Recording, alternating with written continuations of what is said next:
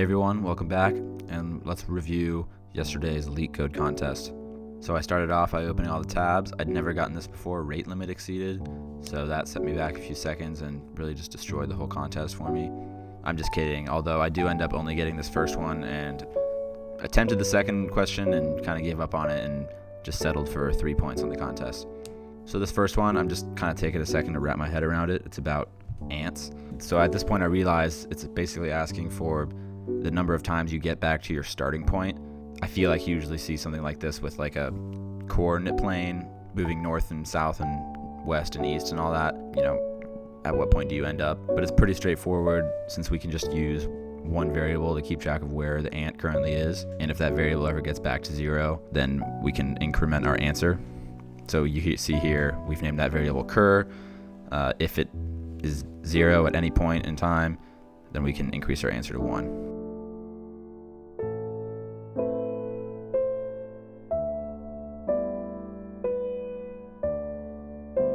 So I said, screw it, let's just submit it.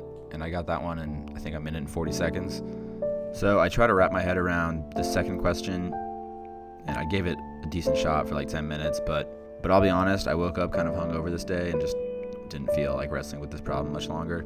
Not a whole lot of people got it though. I mean, it looked like only 30% got this second and fourth question, and it felt like everybody who got this second question had gotten it with the fourth question solution. So they do this has become pretty common where the second question is the same as the fourth question, but it has less constraints. The constraints are more forgiving, so you're more likely to get away with a brute force solution. But I feel like brute force solution just doesn't really exist in this case, or is just like so much harder to find that it's not really like, that's why people didn't get this question. So anyway, I didn't get anything except the first question, but because I got it so fast, I was still good for 7,101st place.